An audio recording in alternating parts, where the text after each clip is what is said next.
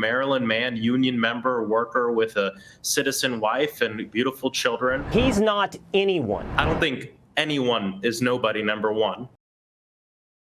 Let's hop into a Fox News episode of The Will Cain Show with Democratic Congressman Maxwell on as he destroys him in a debate on these unconstitutional deportations. So starting out, leave us a like if you can. It helps us out a ton, helps the videos, and we'll be back in a moment with the context needed. Why, Congressman, are you in El Salvador? You are there for an El Salvadorian man who was a resident illegally of Maryland. You're a congressman from Florida. Why are you in El Salvador?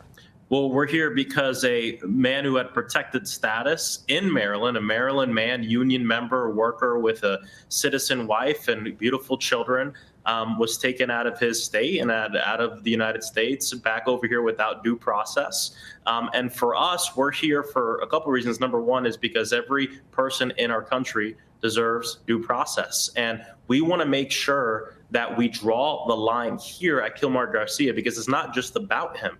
It's about the fact that in the Oval Office, Donald Trump brought up that he wants to do the same thing to quote unquote homegrowns being U.S. citizens, a complete violation of our Constitution. I don't want to wait. I don't know. It's almost like we should stand up for our constitutional rights and principles being violated, even when it's not just directly affecting us.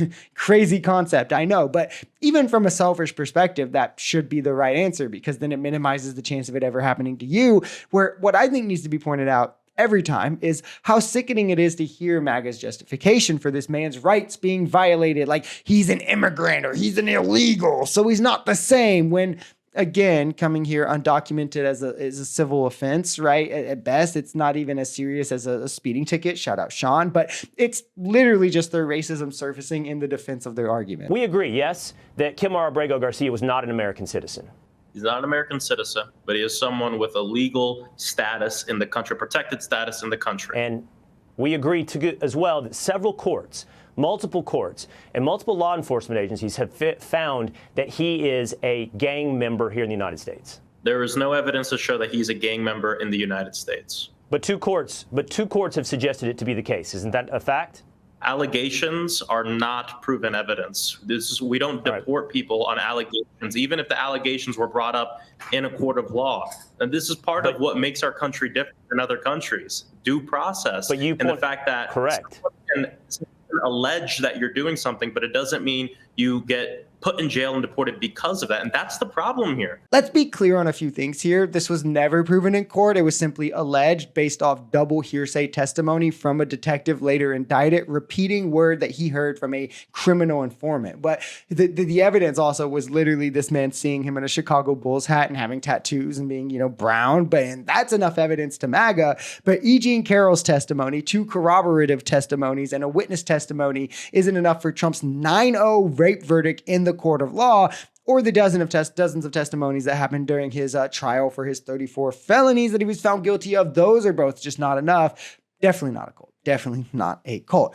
Also raises another question. Crazy how MAGA holds a lower standard for becoming president than becoming, a citizen or a resident. If you rape and do crime, you can't immigrate here, but you sure can't take office. He's not anyone. He's not an average American citizen. He's not someone watching from home. He is an illegal alien. He is an alleged gang member of a foreign terrorist designated organization, and he was ordered removed. That would seem a level of elements of due process certainly distinguishes him from the average American citizen. And you are making a very scary argument to Americans today. You are suggesting to Americans, if he can remove this man, the details of which we just walked through, you're suggesting he can remove you. And that seems a pretty far cry from reality.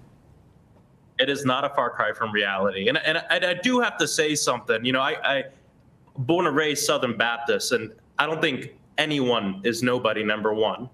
But number two, he did not have due process. He was given a protective status. And the fact of the matter is that Donald Trump talked about doing the same thing to U.S. citizens just about less than a week ago. And that should concern people. I'm not here to litigate the man specifically. He can come back to the United States and go through the process. That's what we want to happen.